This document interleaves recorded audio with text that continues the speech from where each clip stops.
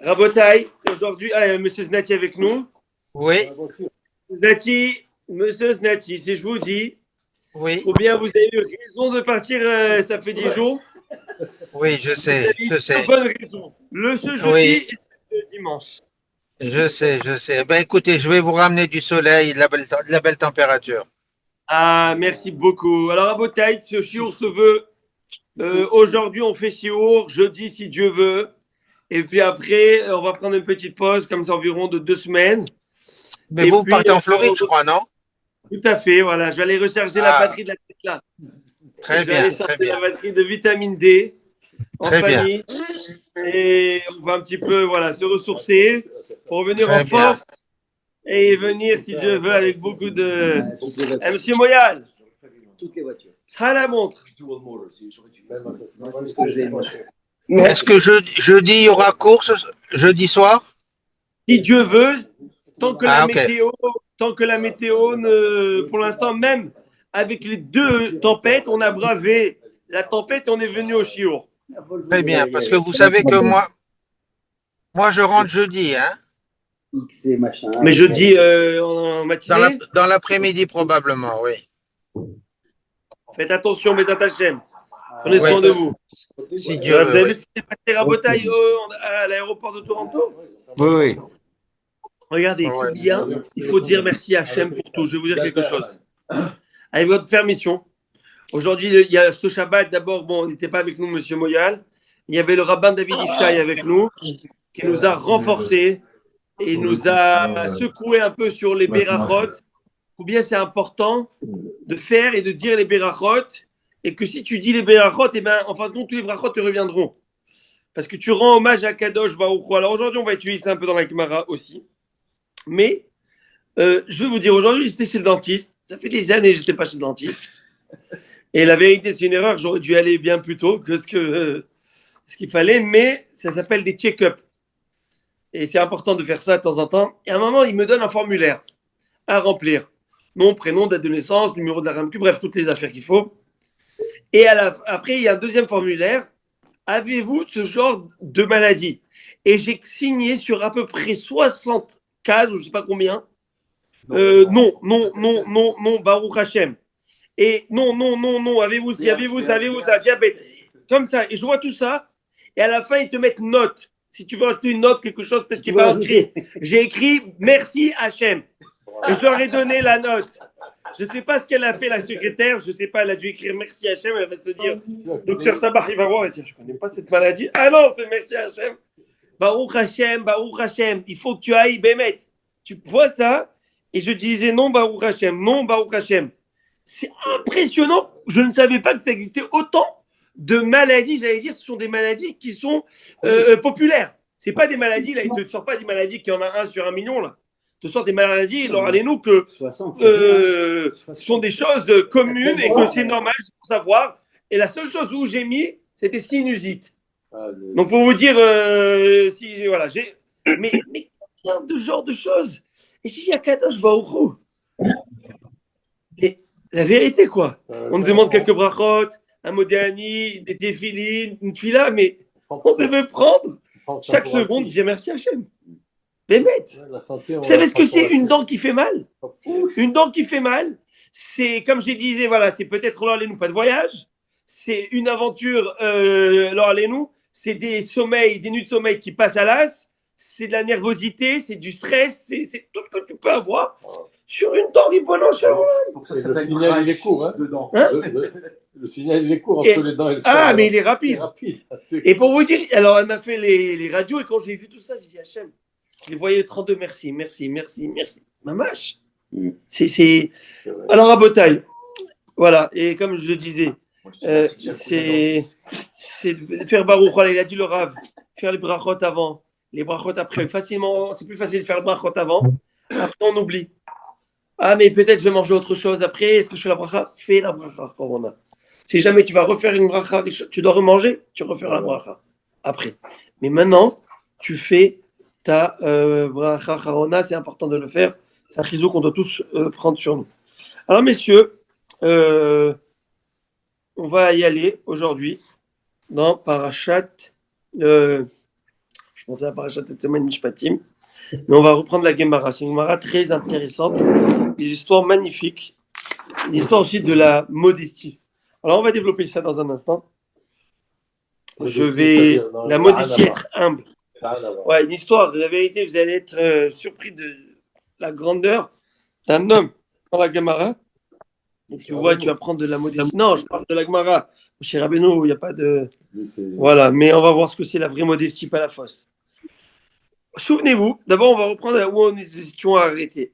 On avait vu, durant la Birkat Kohanim, tu es avec moi, Rabbi Harry 100%. Allez, la vérité, je tire chapeau de venir dans ce froid. Il n'y a pas de Birkat Kohanim.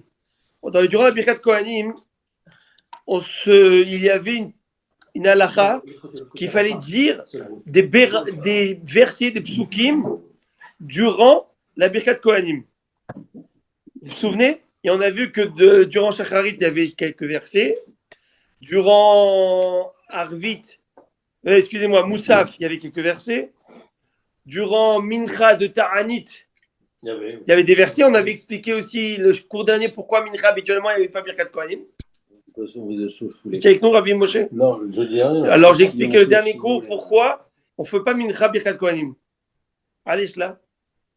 Parce que, de peur qu'ils boivent le lunch, et quand ils boivent, ça sort de faire la Birkat Kohanim, le rituel de sacerdoce. Et les jours de jeûne. Rabbi Shalom, Bar Sheshat, Rabbi Mordechai, monsieur. On est avec nous, Rabbi. J'ai fini la leçon, hein. Oh, ben, je suis bon. Rabbi Dot Goldenberg et monsieur Brunner, monsieur Znati, Brourim Abaïm, tout le monde. À votre santé. Merci, Amen.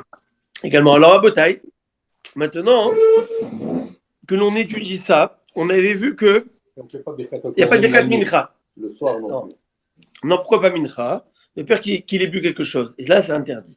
Parce que le pasteur qui dit Yahi Beshechar, il ne peut pas boire d'alcool ou quoi que ce soit. Maintenant, on a vu que Mincha du Ta'anit, Mincha qu'on fait le soir, un jour de jeûne, mais celui qui est proche de la nuit, pas Mincha Gedola, pas Mincha que tu ferais au milieu de la journée. Mincha qui est proche de la nuit, étant donné qu'il ressemble à la Ne'ila. Et donc, comme il ressemble à la Ne'ila, les gens vont dire c'est comme la Ne'ila, donc c'est bon, on peut faire Birkat Kohanim, ils ne vont pas se tromper, faire un amalgame et dire si Mincha on a fait, on peut faire tous les Mincha. Non, là, c'est un Mincha qui est très proche de l'Ashkia du coucher du soleil. À ce moment-là, on pourra faire Birkat Kohanim. Et à ce moment-là, on faisait des versets. Des versets qui étaient correspondants à la Birkat Kohanim. On remerciait Dieu pour la bénédiction qu'il nous donnait via les Kohanim. Alors, chaque épisode de Birkat Kohanim, selon Shacharit, Moussaf, Ta'anit, etc., il y avait des versets de remerciement, des versets qu'on choisissait dans la Bible pour le remercier. Et on voit que Ne'ila des Yom Kippourim, on est tout en haut de la page même, tout en haut, la première ligne de Daf même, page 40.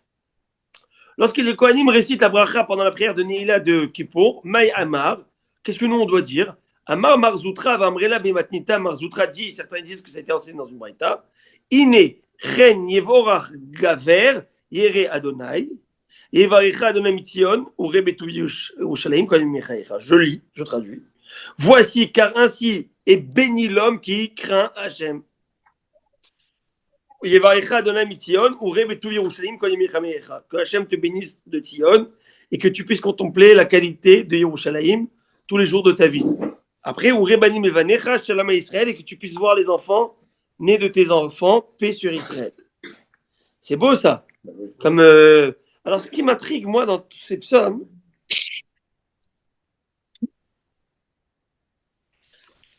je vais vous dire ce qui m'intrigue.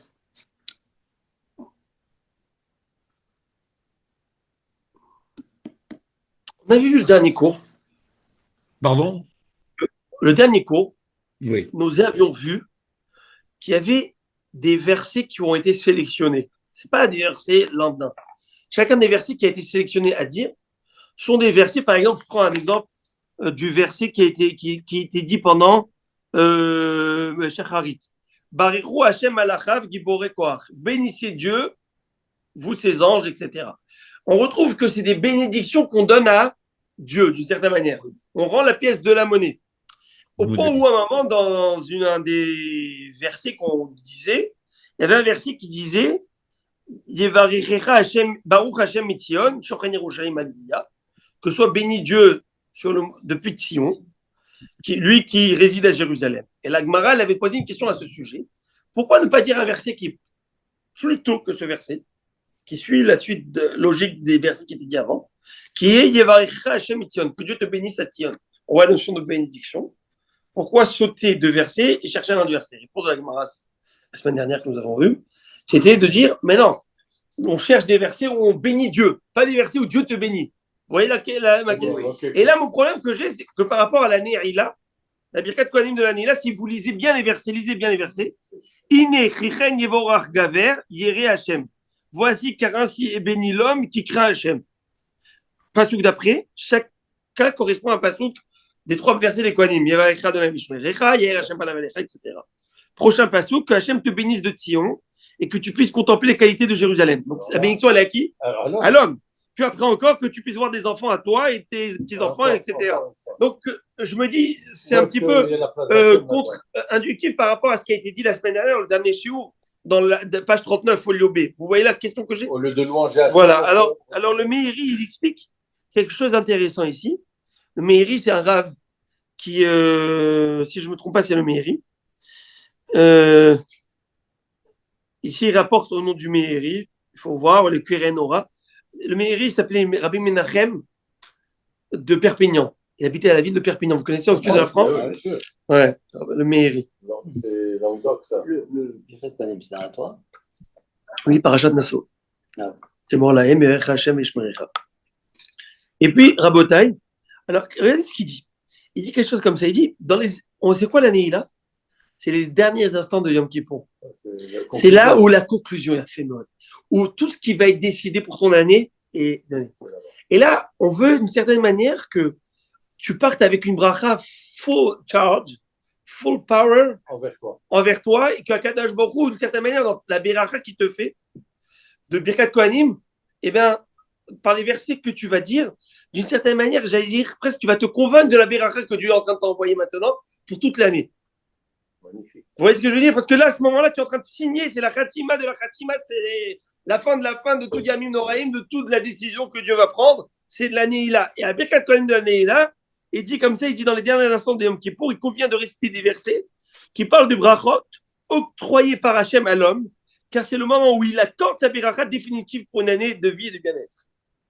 Vous comprenez? Comme si Kakadosh Baruch Hu, là, d'une certaine manière, on se convainc de cette chose, de cette réalité.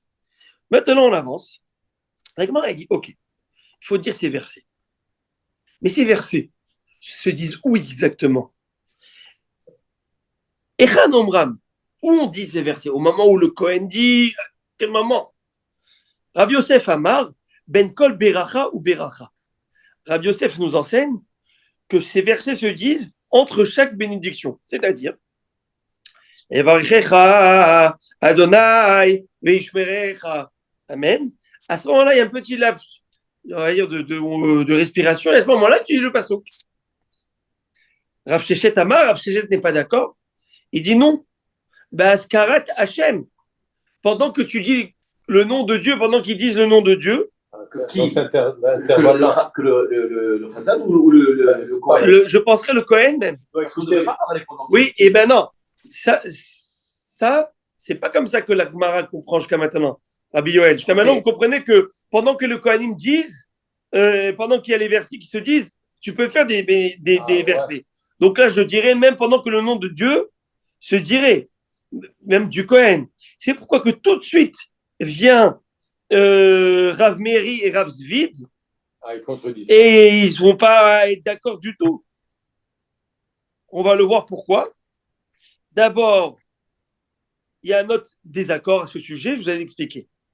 Khadamar, psuka le kabel psuka. Et Khadamar, akol psuka amarleou le kuleou. D'abord, c'est intéressant. Il y a deux Amoraïm, deux Tamudistes qui disent, ces 3 versets des Télim que nous venons de citer, se disent à chaque fin de chaque verset. Un verset de Kohanim qui disent 3 versets. Un autre verset, 3 versets. Un autre verset, 3 versets. Vous voyez, c'est pas one by one.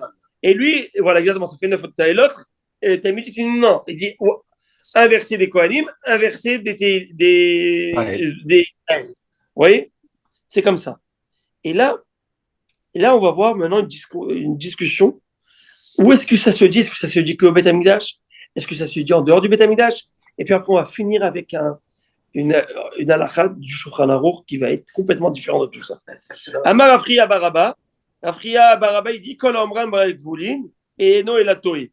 Tout ça, ce qui a été dit de dire ces versets durant la Birkat Kohanim, tout ce qu'on en a parlé, ça fait quelques cours.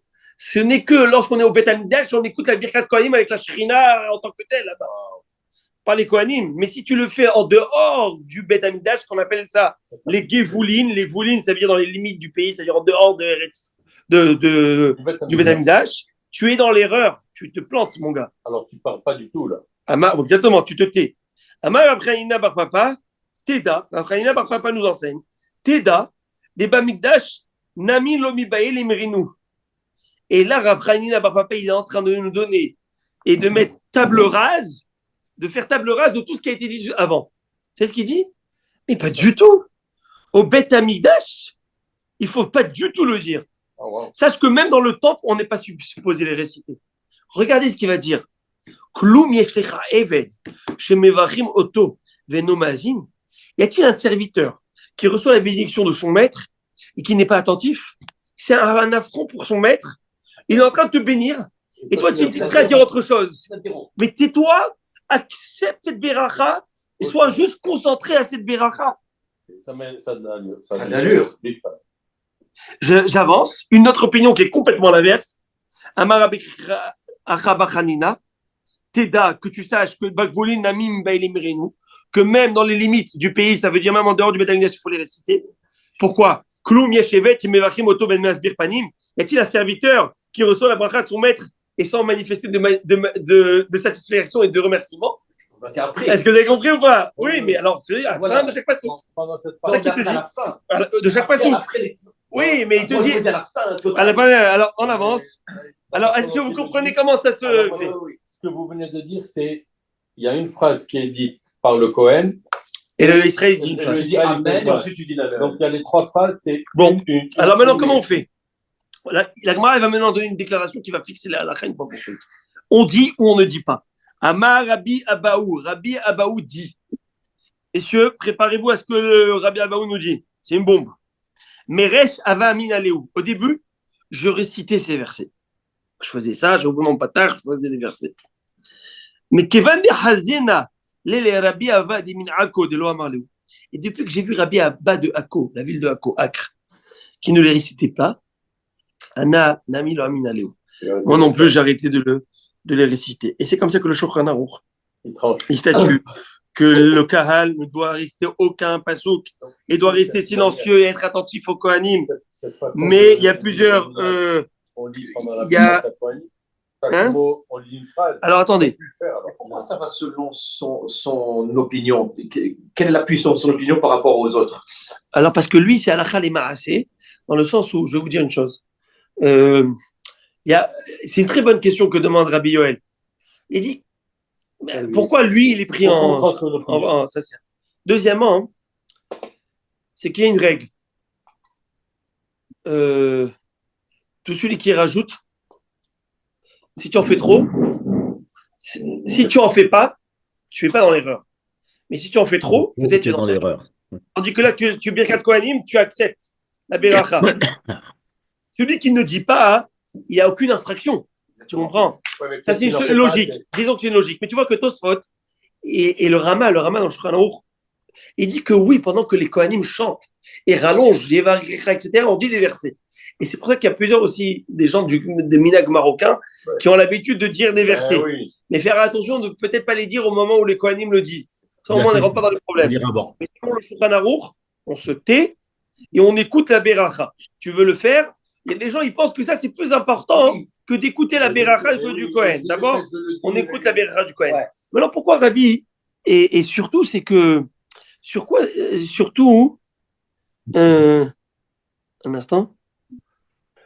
Moi, ce que je développe, c'est le Chazal qui met de l'emphase sur son chant. Et ça a l'air que l'important, c'est les plus l'emphase sur son chant Plus que le Oui, Kohen. peut-être que ce qu'on gagne dans ça, c'est que les gens ils ont le temps de faire tous les psukim sans après entamer dans la bracha du Kohen. Surtout chez nous les Marocains, qu'on dit des choses, tu vois. C'est ça que tu peux gagner dans le Alors, pendant que le Challenge. Hazan le dit, on Oui, peut. tu peux le dire. Voilà. Dès que le Cohen commence Voilà, à parler, voilà, voilà. exactement. Alors là, C'est voilà. pour ça que des fois c'est un Mais- peu long. Mais le problème c'est que, par exemple, Il ne faut pas exagérer. Hachem, où c'est long, il le fait rapide. Alors, parce que oui, il ne faut pas allonger dans le nom d'Akadosh. On va le aussi. Et voilà. Mais par contre, parce que tu dis le nom de la chaîne. Là. Ah, ok. Mais par contre, il ne faut pas aussi exagérer. Là, les Kohanim, ils n'ont pas des bras d'Hercule. Ah, Ok, oui, ça se fait pas là. Peut-être je crée un. J'ai pas pensé à patent. Un patent de. D'un support pour les bras. Non, ils n'ont pas besoin. Mais bien Marco, on va devenir milliardaire. On va vendre un patent pour les. Une patente Torah Haïm. Ouais, mais la vérité, là, comme on dit, si on doit donner des patents comme ça pour nos Kohanim, alors attendez, on y va.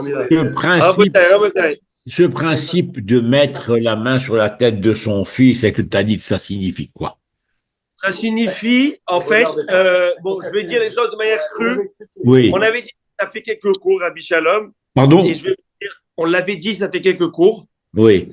Je vais le dire spécialement pour vous, Rabbi Shalom, tellement je vous aime. Et je Merci. dis aussi à Ouchaba, à Abi Moïse Deri. Alors, l'idée de mettre l'enfant sous le talit, de base, c'était pour lui cacher la vue, pour pas voir les mains des Kohanim, surtout à l'époque. Ok. Il y avait la pina par-dessus les doigts des Kohanim et l'homme pouvait faire la vue.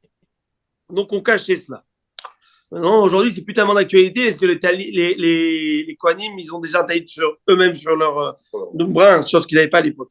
Maintenant, il y a une système. En fait, tu peux même pas le faire. Tu vas dans le monde ashkénaze, personne ne le fait. D'accord. Excusez-moi, rabbin. Oui.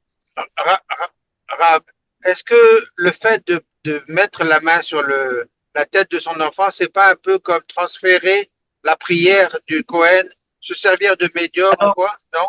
Alors, réponse, non, parce que votre fils est béni directement par Hachem via le Cohen. Et il n'y a pas besoin que le père soit là. Mais je veux dire qu'il y a une certaine symbolie aujourd'hui. Il y a une symbolie. La symbolie, c'est que mon fils, tu es sous ma tutelle et ma plus grande béracha à moi, c'est que tu sois béni aussi. Donc, d'une certaine manière, on est sous le parapluie de la béracha du père parce que la plus belle béracha pour un père, c'est que son enfant soit aussi béni. Mais il ne faut pas en faire tout un plat. Ce n'est pas une obligation. Il n'y a même pas écrit minag de le faire dans le sens où que le cacher les yeux, c'était ça l'idée. Mais et c'est pourquoi j'insiste dessus, parce que si l'enfant, par exemple, parce qu'il n'y a pas de place dans le talit du père, il doit se mettre en arrière et donner le dos au Cohen, ça ne marche pas l'histoire. Parce que très souvent, je vois, le père, il est devant le Cohen et les deux enfants, ils sont tournés vers le père, ils leur font comme ça la béracha. Ça ne marche pas. Ça, tu le fais à la maison, avant le kidouche, mais kef, avec plaisir.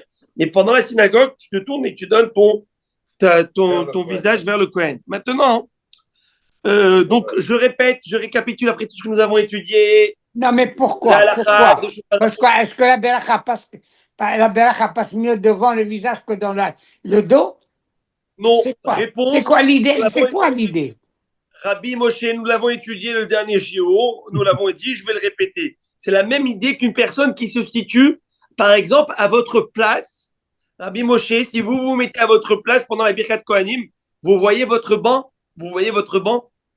Alors, vous êtes bien au niveau des Kohanim parce que vous êtes à peu près au premier ou deuxième chaise.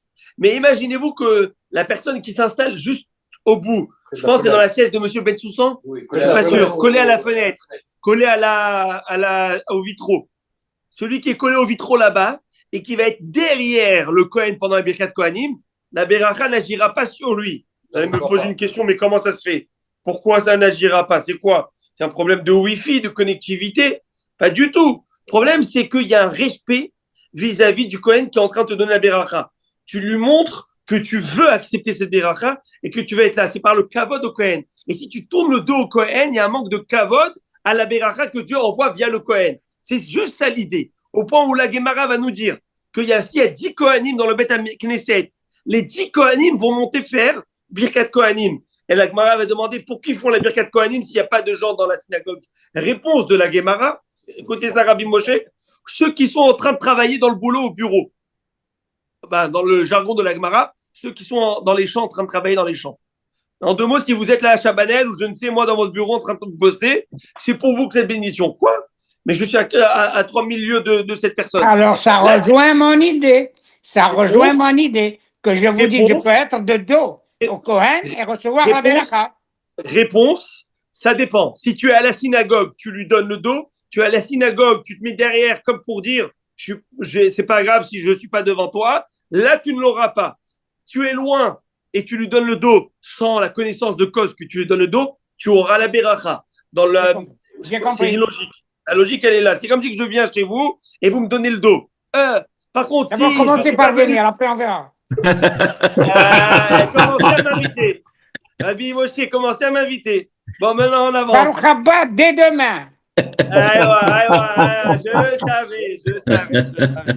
Attendez, j'arrive. J'aime beaucoup les oranges. J'arrive tout de suite. Moïse, on va tous venir pour le prochain cours. Vous êtes les bienvenus. Vous êtes adorables. Rabbi Moshe, une bonne santé jusqu'à 120 ans. Merci.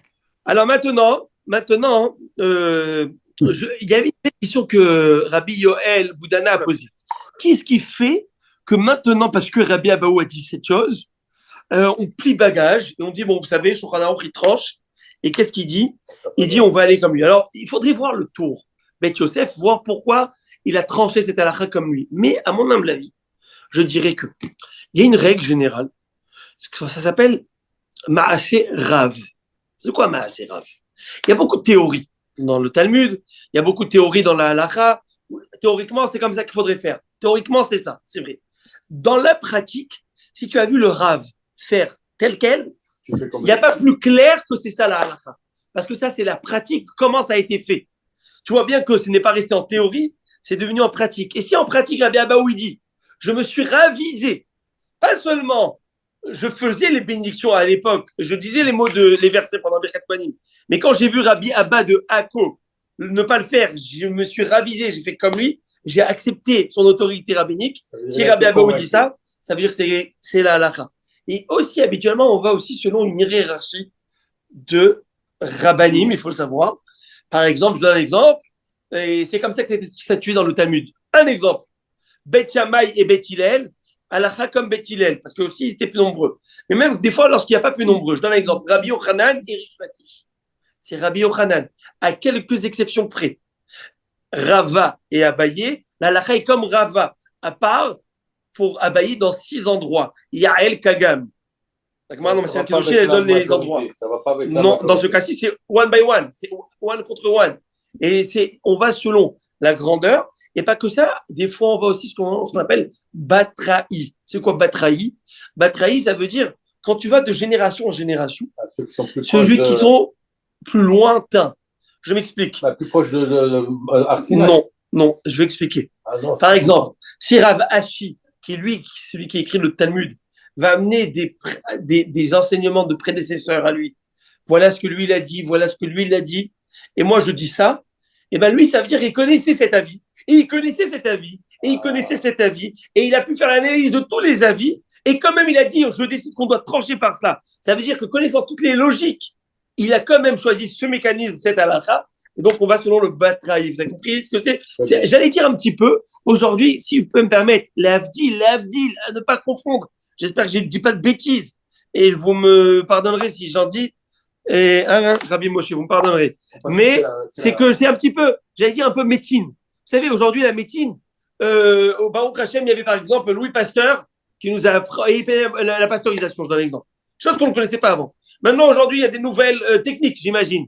On va parler du vaccin. On va parler d'avancées technologiques, d'avancées médicales. Avant, est-ce qu'ils n'avaient pas ça? Ils avaient la potentialité, mais ils n'avaient pas toutes ces avancées et toutes ces connaissances. Aujourd'hui, avec tant et tant de connaissances, je peux dire que, voilà, monsieur, vous avez problème de diabète, vous prendrez ce médicament, alors allez-nous. Vous avez ça, vous prenez cet antibiotique, Shalom à Israël. Ah, comment ça se fait? C'est que, voilà. C'est pas que ça n'existe pas, parce que c'est pas des produits qu'on a inventés. C'est des produits qu'on a su comment utiliser. Pourquoi? Parce que simplement, on a utilisé le savoir des anciens. Si moi, aujourd'hui, en 2025, je dois venir et je dois tout commencer du début, avec des plantes et commencer, et je n'avais pas les grimoires et les connaissances de l'époque, et bien ce qui va se passer, c'est que je vais tout rebelote, tout recommencer. Et c'est ça qui a le passouk, très beau passouk que j'aime dans Parashat Azinu. She'al avicha ve'yagedecha zekenecha ve'yomrulach. Demande à ton père, il te dira. Aux anciens, il te l'expliquera. Il te le dira. C'est un cumulatif. Et c'est ça le Ham Israël, en fait. Il faut le savoir une chose. Dans le monde goy, on va dire dans le monde occidental, le monde qu'on appellerait le monde du chazir, c'est l'Occident, c'est celui qui marche avec la patte en avant, c'est celui qui marche avec l'avancée technologie, celui qui marche avec, qui est avant-gardiste. Et ben c'est un petit peu l'ancien, l'époque c'est archaïque, c'est des choses, c'est fini, c'est révolu. Aujourd'hui on a la pointe de la technologie et ceux qui vivent à la traîne, et ben ils sont à la traîne, on les laisse à la traîne, ce sont des boulets. Et dans le monde oriental, c'est au contraire, Ali Baba et les 40 voleurs, on est dans le passé, etc. Le Ham Israël, c'est la synthèse des deux.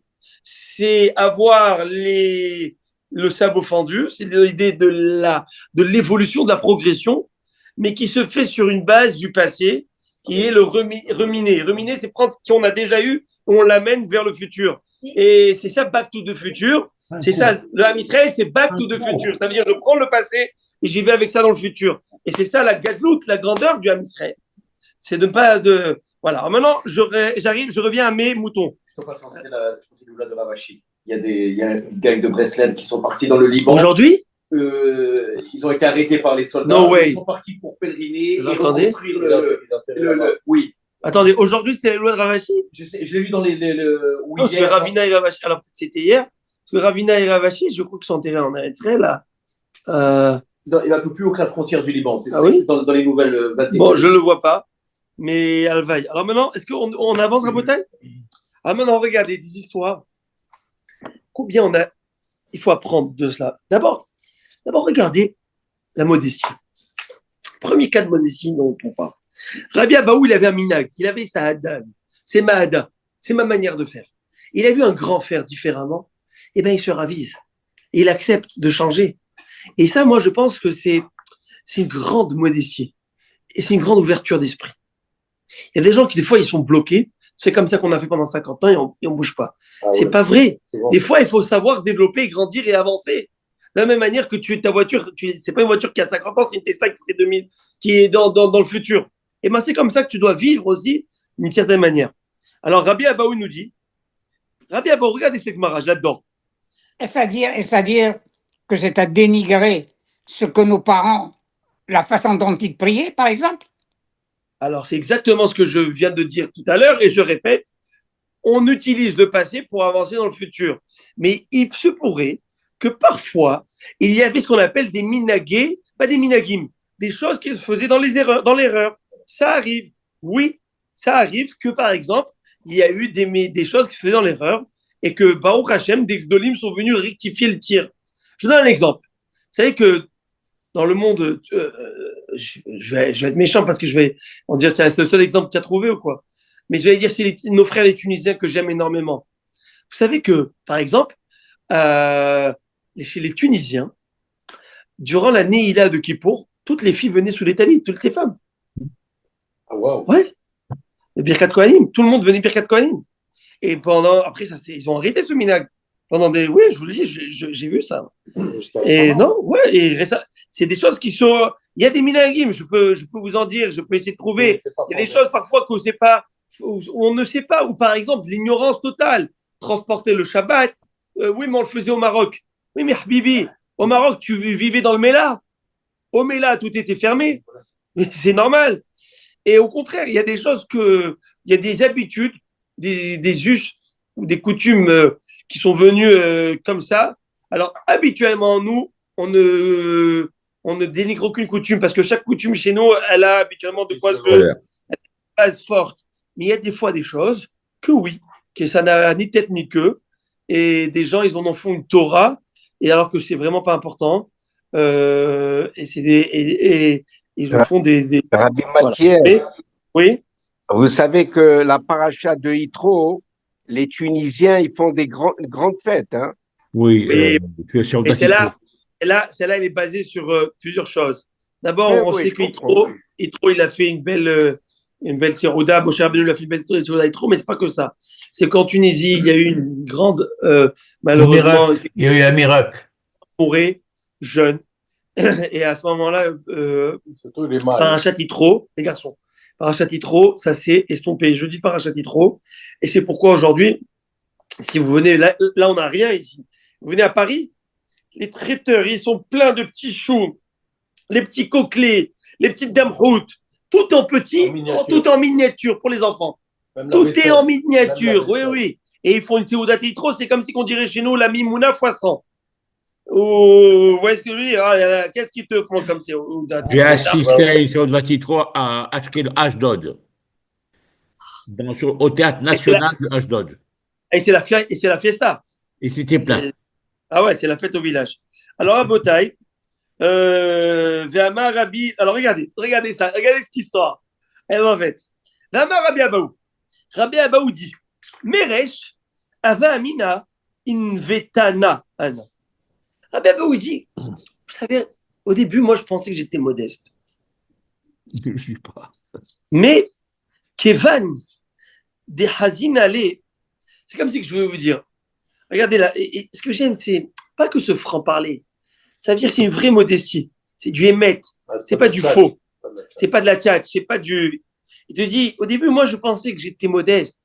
Mais dès le moment où j'ai découvert quelque chose, j'ai vu que je suis loin de la bonne modestie. Regardez. Kevin de Hazina et les Rabbi Abba de Minako. On retrouve la même idée. Dès le moment où j'ai vu Rabbi Abba de Ako, d'Amar Iou Hatama, Va'amar Amore Hatama, Velakapid, Amina, Lav Invetana, Ana. Rabbi Abaou, vous savez quoi? Je ne vais pas traduire cette histoire. Je vais attendre prochain épisode et je remonte au premier épisode. Pourquoi? Parce que pédagogiquement parlant, c'est mieux de donner la deuxième épisode. Agmara demande, c'est quoi l'humilité de Rabbi Abaou? Parce que Rabbi Abaou dit au départ, je pensais que j'étais humble et je me suis rendu compte que je suis loin d'être humble par rapport à Rabbi Abaou. Alors la Gemara a donné d'abord l'idée de la modestie de Rabbi Abaou. Et là, elle demande en second lieu, c'est quoi la modestie de Rabbi Abaou? Alors moi, je vais te donner, si vous permettez, d'abord la première histoire. Alors, la Gemara dit comme ça. Amrela, débiti ou d'amoré des Rabbi Abaou, les débités des Rabbi Abaou. Vous savez comment ça se passait à l'époque? Il y avait le Rav. Le Rav à la Yeshiva donnait son cours devant tous ses élèves. Et le Rav donnait son cours et ses propos, ses enseignements à ce qu'on appelle un émora. Émora, aujourd'hui, on le dit communément le talmudiste. Mais c'est quoi émora dans la Gemara? Un émora, c'est celui qui dit les choses. C'est un porte-parole. Porte-parole.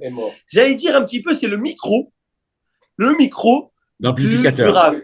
Le Rav est là et il lui dit l'enseignement à l'oreille, approche, et là, il se lève sur le pupitre, il donne l'enseignement. Prochain step, il lui donne un enseignement, il lui se lève, il a une voix qui porte, et il est donc ce qu'on appelle le Amora. Habituellement, on dit traduire sans trahir. Oui. Ok? C'est ce qu'on dit. Il faut retransmettre sans trahir. Écoutez l'histoire de Rabbi Abaou. Je vous raconte l'histoire, vous allez capoter. Il est venu me dire celui-là. Il est venu. tu le spots. D'Amrela débité ou d'Amoré des Rabbi Abaou, le débité des Rabbi Abaou. La femme, non, vous comprenez que le rabbin, c'est le Rosh Yeshiva. Oui. C'est le grand. C'est le Chacham, c'est le Tzadik, c'est qui tu veux. C'est une sommité. Et le porte-parole, c'est un entonnoir. C'est celui qui porte la parole du Rav. Vous avez compris, on est clair, d'accord? La femme du porte-parole de Rabbi Abaou dit à la femme de Rabbi Abaou, j'imagine, ils ont pris un petit café un dimanche matin. Les deux femmes se sont parlé. Ces deux femmes, et il lui dit comme ça. La femme du porte-parole, regarde ce qu'elle lui dit. Franchement, elle en a du culot. Adidan, l'otzaïr les didach. Mon mari n'a pas besoin de ton mari pour lui souffler les paroles de Torah, car il est autant érudit. Mais quant au fait qu'il se penche et se redresse chaque fois pour qu'il écoute les paroles de ton mari pour les relayer auprès de l'Assemblée. Et Karab, David, il fait ça juste pour faire cavode à ton mari. Mais il est autant Raham, autant érudit que ton mari. Tu penses qu'il a vraiment besoin d'écouter ses enseignements Alors moi, je vais vous faire... Vous entendez ou pas? Oui. Quelle était la réaction? Bien sûr, elle est estomaquée, elle est frustrée d'entendre une chose pareille, elle va voir son mari, elle va lui balancer l'info. Information. Et Rabotai, je dois vous dire quelque chose. Il faut que je vais vous faire une petite confession intime. Je fais une petite confession intime, personnelle, private. Là, c'est le private. Quand j'ai étudié cette histoire, j'ai eu une émotion. Je vais vous dire pourquoi j'ai eu une émotion. J'ai même eu l'occasion, j'ai essayé d'appeler mon maître, mon père, pour lui dire « Papa, je te reconnais dans cette histoire. » Mon maître, mon père, c'est tout. Si j'ai une phrase que je devrais aujourd'hui résumer mon maître, c'est dans la phrase de la réaction qu'il va avoir à Abou, que je vais vous la donner maintenant. Et c'est exactement toute sa vie comme ça qu'il a fait jusqu'à 120 ans. Et il nous a essayé de nous insuffler cela. Et vous allez voir c'est quoi la phrase. Sa femme, elle est partie voir son mari. Elle lui dit, Amar là, Rabbi Abou lui répond comme ça. Umay nafkalech mina. Et quelle est la différence que ça fait pour toi? Minei ou miné, itkales, il a, grâce à moi ou grâce à lui, le Très-Haut est glorifié. Ça fait quoi différence qu'en fin de compte, c'est moi qui lui ai dit ou il a juste porté ma parole? Dans tous les cas, Hachem, il a été honoré, c'est ce qui est important pour moi. Rabotai, on a très souvent des gens qui pensent que dans la Torah, c'est une chasse gardée. Ah, c'est notre institution qui a fait. Nous avons fait. C'est pas la manière de faire. Non, mais c'est pas facile. C'est notre institution, c'est notre Mossad, c'est nous qui avons fait. On a innové ça dans la ville. C'est pas important. Je voyais des gens, des rabbinim rentrer à la synagogue de mon maître, mon père, ils donnaient la parole. Papa, c'est ton chiot. Je dis, mais le kavod Hachem. Papa, mais c'est le kavod Hachem. Et alors, mon fils? Hachem, il a son kavod, c'est l'essentiel. C'est comme si, toujours mon père, il me répétait ça. C'est comme si que l'armée de l'air et l'armée de terre se battaient entre eux pour dire qui va gagner la mission. L'essentiel, c'est de gagner la guerre. C'est tout. Et en coordination et en synchronisation, on travaille. Et Rabotai, c'est tellement émettre. Mais ça demande une anava, Rabotai. Ça demande un travail parce que nous, on cherche les crédits. Des fois, c'est pas mauvais de chercher les crédits sur des bonnes choses. Oui, j'ai eu le mérite de le faire. Mais on a l'impression que, c'est moi qui veux faire plaisir à Hachem.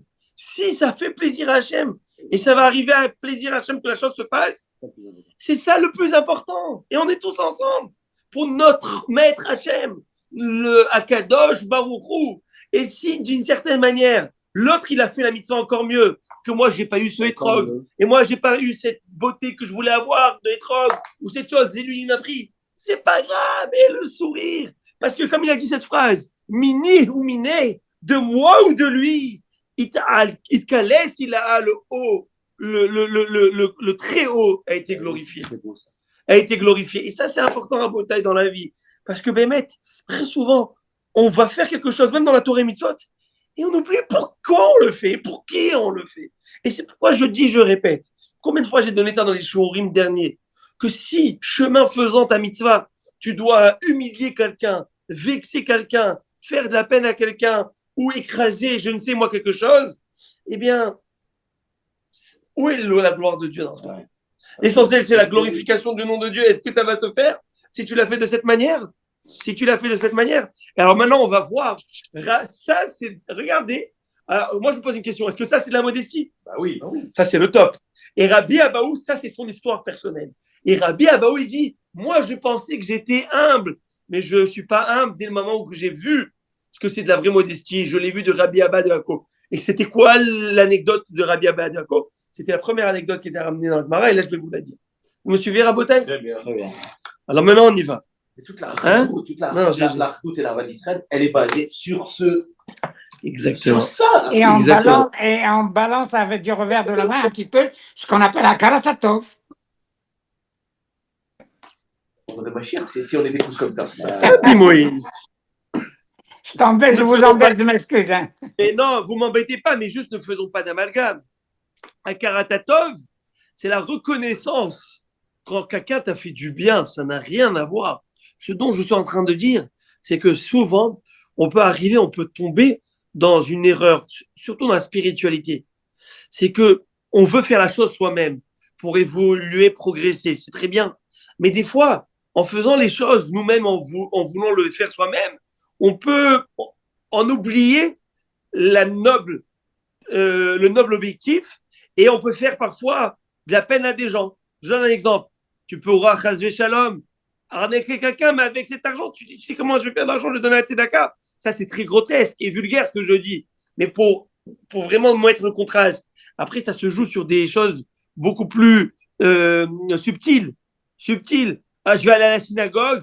Ah, laisse-moi tranquille. Avec les enfants, je peux pas aider. Attends, tu es une femme, tu as des enfants. Tu sais comment tu vas faire la chose. Organise-toi que tu vas aider aussi. C'est très facile de venir et dire, moi, j'ai ma synagogue à faire et ma religion à faire et que tu oublies ce qui est en train de se passer à la maison. Donc, tout se fait avec beaucoup de doigté et de douceur pour que le nom du tout sacré soit glorifié. Pour pas que il y ait une phrase qui dise comme ça ou quelqu'un va te dire, pour ta prière, tu vends ta famille. Il y a une manière, oui, il faut que je fasse comprendre l'importance pour moi. Et il faut que je te mette aussi, toi, mon époux, sur un piédestal. Dire combien c'est important pour moi. Mais ma prière est aussi importante. Si tu penses qu'on peut s'organiser d'une autre manière, que je puisse t'aider. Chaque détail, ce sont des détails de la vie, mais qui sont des détails que, par exemple, que nous vivons en tant que père de famille. On vit dans une planète Terre, on vit pas d'autre part. Donc c'est très rachouv de toujours essayer de faire que la Torah, ça soit darken noam, ça soit agréable et paisible. Dès le moment où ça frustre, faut que ce soit rassembleur. Voilà, il faut que ça soit là. Et vous l'avez bien dit le mot rassembleur. Vous savez que la Torah dans Parashat Yitro, le Parashat cette semaine, elle a été donnée à quel moment? Au moment où il y a écrit Vaïchan, Sham Israël, que tout le Ham Israël a campé dans un au singulier, alors qu'on parle de pluriel, les Bnei Israël, Vaïchan, qui ish echad, belev echad, comme un seul homme avec un seul cœur. Alors maintenant, je reprends l'histoire. Rabbi Abaou, il était vraiment en estime et ébahi de la modestie de Rabbi Abba de Akko. Et qu'est-ce qu'il a fait? Regardez l'histoire, vous êtes tombés des nues. C'est que le Hémora, son porte-parole à Rabbi Abba, il faisait style qu'il venait écouter Rabbi Abba. Et quand il prenait la parole, il donnait des enseignements à lui. Complètement différent de ce qu'il donnait Rabbi Abba. Wow. Alors Rabbi Abba, il a dit, moi j'étais modeste, parce que c'était quelque chose qui était entre moi et lui, personne n'était au courant de ce qui a été dit. C'est sa bonne femme qui t'a dit quelque chose, histoire de commérage et de bonne femme, laisse tomber. Ça fait honte à qui? À moi? Ça, personne n'est au courant.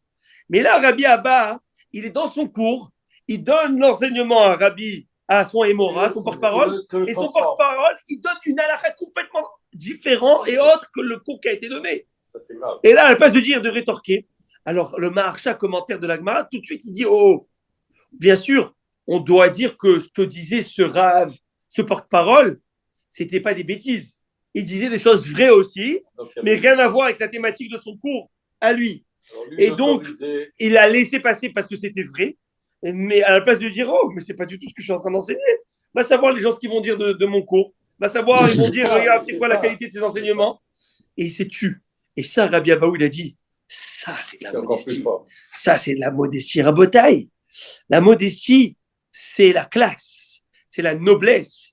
Akadosh Baruch Hu, il adore ça. S'il y a une chose que Dieu aime, c'est la modestie. Et s'il y a une chose que Dieu ne supporte pas, c'est l'orgueil. Ça, en fait, Dieu, il est allergique à l'orgueil. Voilà. Il a ça. Vous savez, il y en a qui sont allergiques aux peanuts. Akadosh Baruch Hu, il est allergique à l'orgueil. Et, hein? Qu'est-ce que j'ai dit? Peanuts. On dit peanuts. Oh, mais il l'a pour mon anglais. Cacahuètes. Mais Dieu, il est allergique à l'orgueil. Et vous savez, dès que tu es allergique, il faut mettre quoi? L'épipène. L'épipène, c'est une petite chose, c'est l'antidote.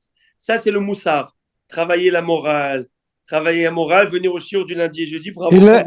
Il aime la moutarde. Amora. C'est la moutarde qui lui monte au nez. C'est ça, Amora. Razak. Néanmoins. Razak Baruch, monsieur Bonheur. Ça, c'est très, très beau ce que vous dites. En plus, j'aime bien parce que monsieur Bronner, tous les vendredis, d'abord, je dois vous féliciter, il m'envoie Shabbat Shalom par texto. Tous les vendredis, je fais des années. Et tous les vendredis, il me met une petite blagounette avec, que j'aime beaucoup et que j'apprécie. Merci, monsieur le rabbin. Alors maintenant, on avance. Hein? Alors maintenant. Excusez-moi, j'avance. Rav, une petite question. Est-ce Oui. que vous dites que le bon Dieu n'aime pas l'orgueil? Qu'est-ce qu'il s'en fout de? Il nous a fait. Est-ce qu'il va s'arrêter à ça? Réponse. Il n'apprécie pas peut-être. En fait, c'est à nous de nous corriger. Mais c'est pas. Réponse. Il a rien à voir avec le comportement Alors, c'est une humain. bonne question que vous posez. Que le bon Dieu, je mange un fruit de mer ou pas, qu'est-ce qu'il en a rien à faire pour être plus. Vous avez raison. Dieu, ça va lui faire ni chaud ni froid. Tu manges un Haribo de plus ou de moins. Haribo, c'est beau la vie pour les grands et les petits. Ça ne fera pas de différence. Mais c'est pour toi. Les mitzvot qui t'ont été donnés, c'est pour toi, pour ta neshama telle qu'il a créé. Oui. Tu comprennes. Quand aujourd'hui, le docteur, il vient, il te dit Habibi, il faut que tu arrêtes les choses sucrées. C'est pas bon pour ce que tu as. Tu veux dire, mais qu'est-ce que tu en as à faire, toi? Laisse-moi manger ce que je veux. Je dis, mais c'est pas pour moi. C'est pour toi, mon monsieur. Akadosh Baruch Hu, il te donne une neshama. Et l'anatomie de la neshama, c'est lui qui l'a créée. Il te dit, la neshama, il faut lui donner cette nourriture, cette Torah. Ça, ça. Maintenant, les traits de caractère, dont la gava, l'orgueil, c'est une bonne question.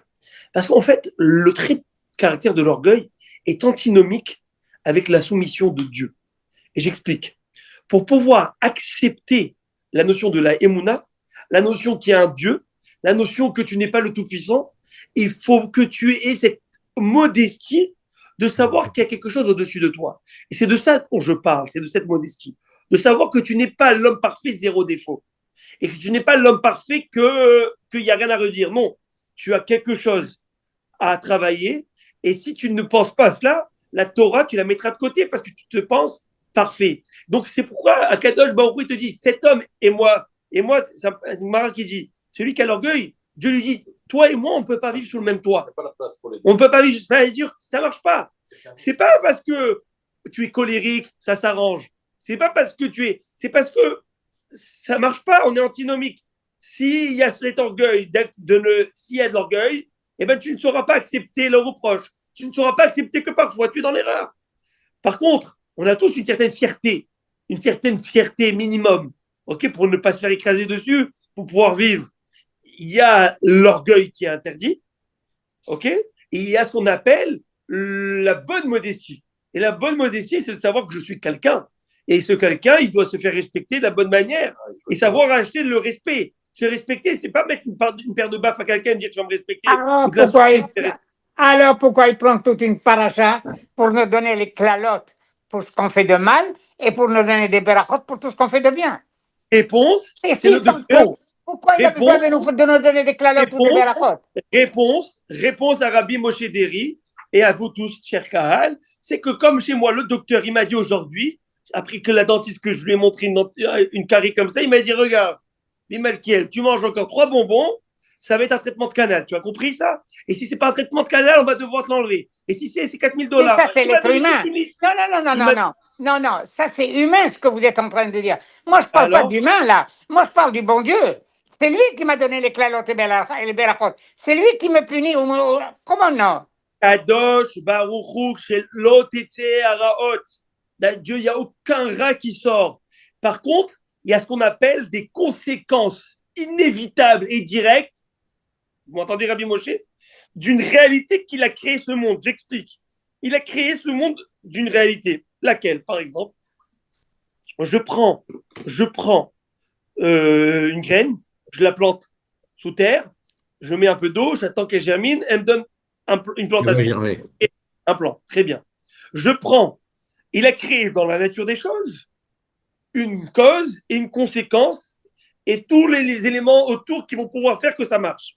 Je prends une allumette, j'allume un bûcher, je prends une allumette, Laure Aleno, j'allume une maison, un pyromane, il allume une maison, elle va en feu. Mais c'est ma maison. Mais je ne voulais pas me punir à moi-même. tu as tout à fait raison. Sauf qu'il y a une réalité que dès qu'il y a de la combustion, comburant, feu, oxygène, voilà ce qui va se passer. Dieu a créé un prototype de ce monde comme ça, tel qu'il a créé. C'est comme ça qu'il a créé. Tu ne peux pas lui dire pourquoi tu l'as créé comme ça.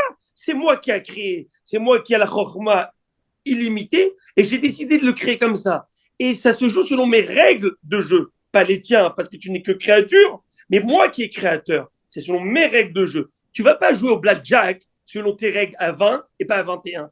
C'est pas toi qui as décidé. Tu veux jouer au blackjack? Tu viens, on va jouer au blackjack selon les règles du casino. Akadosh Baruch Hu, il te met dans un monde selon les règles qu'il a mis. Et les règles, il te donne toutes les règles. Il te donne A, B, C, D. Tu connais tout. Tu es en connaissance de cause. Ne dis pas, je ne savais pas. Un homme averti en vaut deux. Et avec tout ça, Akadosh Baruch Hu ferme les yeux énormément. J'ai cité au début du shiur des dizaines de maladies chroniques qui peuvent être là, nous à chaque instant, si le corps humain, il y a un problème, un dysfonctionnement. Aujourd'hui, lorsque l'on voit Baruch Hashem que l'on peut s'entendre, on peut se voir, vous pouvez m'entendre, vous pouvez me poser des questions, on peut communiquer ensemble, c'est un cadeau, c'est de l'or en barre que vous avez dans les mains, que Dieu vous a donné, nous a donné. Maintenant, dès le moment où il y a quelque chose qui ne va pas, qui n'est pas comme il aurait fallu, il y a conséquence. Et c'est un petit peu cette histoire que le rabbin il a parlé ce samedi matin, il y en a que ça a plu, que ça n'a pas plu, c'est pas grave, c'est le même prix. Il a dit une phrase qui est vraie. La phrase qu'il a dit, c'est que 7 octobre, c'est une conséquence de quelque chose. À nous de savoir ce que c'est. Rabbi Mesod, le père de Baba Sali, il a été écartelé ou je ne sais, il a été amené d'un endroit à l'autre le soir de son enterrement. C'est une conséquence de quelque chose. C'est un peu fataliste, ça. Or, la Torah n'est pas fataliste. C'est un peu fataliste. En quoi c'est fataliste? Si le 7 octobre, c'est ça, c'est parce que ça devait être ça. C'est la punition de quelque chose. Oui, ça, je suis d'accord. Vous ne pouvez pas nier ça. C'est du fatalisme pur. Non, Moïse, tu as tort. Bon, d'accord, peut-être il va me répondre. Attends, Henri, attends. Je ne suis pas en train de dédouaner le Hamas. Je ne suis pas en train de dédouaner les nazis. Je ne suis pas en train de dédouaner les Égyptiens et les Grecs et tout ce que vous voulez avec. Ce dont je suis en train de dire, c'est que toute notre émouna et notre Torah est basée sur un des 13 principes que Maïmonide décrit. Et si vous en manque un de ces 13 principes, vous êtes complètement à côté de la plaque.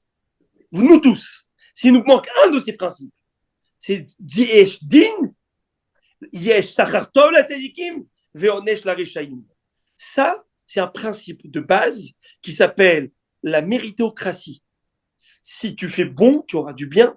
Tu fais du mal, tu auras du mal. Ça s'arrête là. Si une personne n'a pas ça dans son échelle de valeur et pense que si je fais du bien, j'ai du mal, et si je fais du mal, j'aurai quand même du bien, c'est faux. Maintenant, le bien tel que tu le perçois ou le mal tel que tu le perçois, ce n'est pas le mal absolu et ce n'est pas le bien absolu. Il y a le bien, c'est Dieu qui décide qu'est-ce qui est bien. Et je vais vous en donner un exemple. Je vais vous donner un exemple concret, Rabbi Moshe. Tu donnes aujourd'hui à un enfant de 18 ans une voiture. C'est l'enfant le plus heureux au monde. Il vient d'avoir son permis de conduire. Tu viens de lui donner une voiture, une Tesla, qui fait du 120 en moins de 3 secondes. Et qu'il est l'homme le plus heureux. Il saute au bras de son père en lui disant 10 fois merci, papa. Et que 10 minutes plus tard, cet enfant a un accident de voiture et est mort. Alors allez-nous sur le champ. Je vous pose une question. Au moment où il a reçu sa voiture, c'était pas l'homme heureux, l'enfant le plus heureux? Oui, très heureux, très reconnaissant. Mais il vient de donner une arme fatale dans les bras de son enfant. S'il le savait que c'était son pire ennemi que de donner cette voiture, à lui, pour sa vie et pour son enfant, il n'aurait jamais fait. Pourquoi alors maintenant je vous dis ça? Tout est relatif, tout est comment c'est utilisé. Si cette voiture est utilisée à bon escient, comme il se doit, sans problème et sans folie, magnifique. Chaque chose, et ça c'est une réalité qu'il faut avoir en tête. Si on n'a pas cette réalité, c'est qu'il y a un Sacharia en neige que Dieu, il sait ce qu'il fait. Il sait à la virgule. Et s'il y a... Je suis conscient qu'il sait ce qu'il fait. Mais c'est là où j'ai un problème. Là aussi j'ai un problème, c'est d'un côté, il est Rahum Vechanoun, d'un autre côté, il punit et il récompense. Alors, c'est ça la Nekuda. Moi, je vous pose une question. C'est ça, il perd. Mais c'est quoi punir? La punition en tant que telle, c'est ça que je veux dire. Ce n'est pas châtiment. J'explique. La punition, châtiment, le onesh qu'on appelle, c'est très rachouv de le comprendre différemment. Chez Akadosh Baruch Hu, il n'y a pas de onesh en tant que tel, à part dans un cas de figure bien spécial. Mais tous les onashim de la Torah, c'est une correction. Je vais donner pour preuve. La Gemara, elle donne un tarif au Masechet Yoma. Quelqu'un qui a transgressé une mitzvah positive, voilà sa punition. Quelqu'un qui a transgressé une mitzvah négative, manger du cochon, alors allez-nous, voilà sa punition. Quelqu'un qui a transgressé Shabbat, voilà sa punition. C'est quoi ça? Dès le moment où ça a été fait, la Gemara, elle nous dit, cette personne fait partie du Ham et il n'y a plus rien après. Ça veut dire il n'y a plus de correction. Ta correction a été donnée. Pourquoi Dieu il a verbalisé de cette manière? Pourquoi Dieu il a mis que ça soit de cette manière? Je ne sais pas. I have no idea pourquoi il a mis que ça soit de cette manière. Mais je sais qu'en faisant ça, il y a correction. Pourquoi on dit que Mishpat Rechaim Bageinam Yudbet Rodesh? Pourquoi après 11 mois on s'arrête de faire le Kaddish? Parce qu'on dit que le Geinam maximum c'est 12 mois. Et quoi? Et après Geinam, il y a quoi? Il y a Gan Eden. C'est-à-dire quoi, Gan Eden? C'est-à-dire que moi, je te demande une chose, c'est qu'aujourd'hui, je te demande de purifier ta neshama et je te demande de corriger ta neshama. S'il y a purification, s'il y a correction dans ce bas monde, eh bien, toutes les portes qui s'ouvrent à toi, parce qu'il y a correction. Mais il n'y a pas punition en tant que punition simplement. Il n'y a qu'un cas de figure où c'est différent peut-être. Ça, c'est correct, c'est autre chose. Mais tout le reste, c'est pas du tout comme ça. Et Bezat Hashem, on aura l'occasion de développer parce que ça, ce sont des thèmes qui sont de plus importants. Si on n'a pas tout ça clair et net devant nous, Rabotaï, on passe à l'as. C'est très dommage.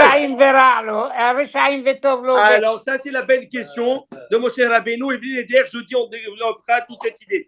Rabbi Moshe, je vous remercie de m'avoir enrichi ce shiur.